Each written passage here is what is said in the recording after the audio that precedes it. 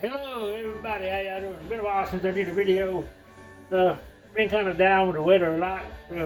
Had a real bad stomach virus going on. I don't know what was going on. But today I'm gonna be cooking a chuck pot roast. So I already got the ingredients cut up here. For my ingredients, I like to have chopped garlic and one chopped up onion. You can use celery if you want to. I just don't like the way celery tastes when it's cooked and stuff. And I ran out of bell peppers and small peppers, so I don't have no colors going into it today.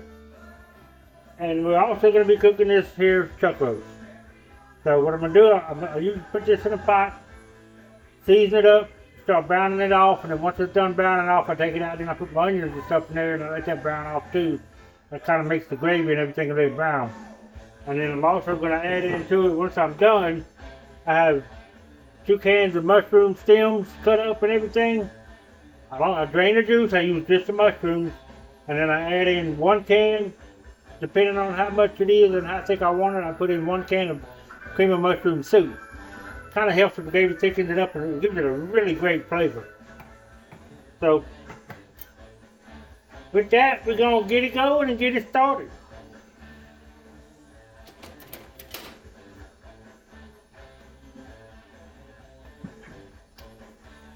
First, I'm going to coat the bottom of the pot a little bit here with some olive oil.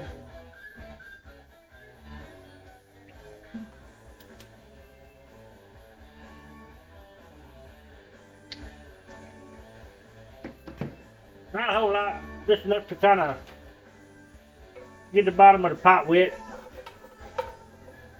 Stops it from sticking so much and gives it a little bit of help to brown off a roast.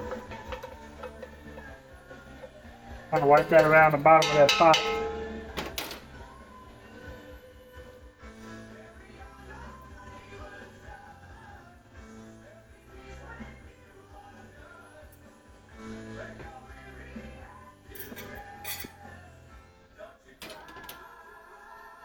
Well, we're going to let that start browning off and season it up and everything.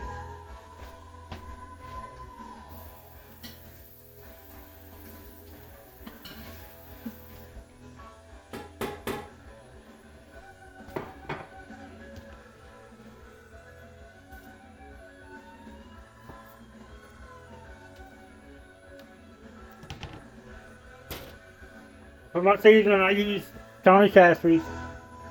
Nothing big. You find it in any local store if you need it.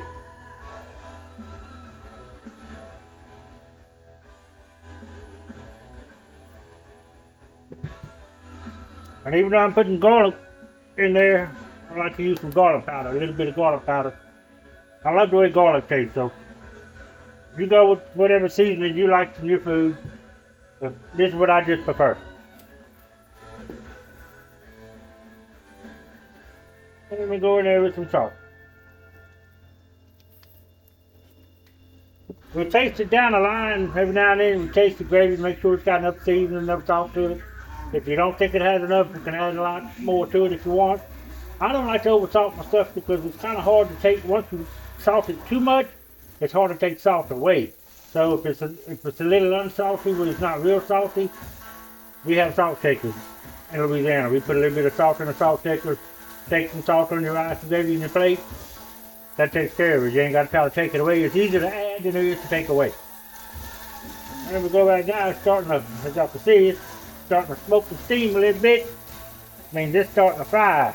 Just what I want it to do.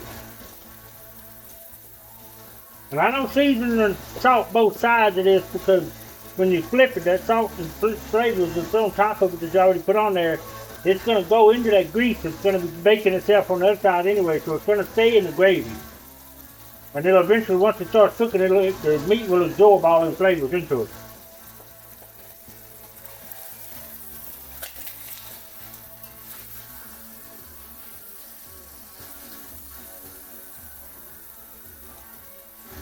And that little flip, let it cook some more on that side.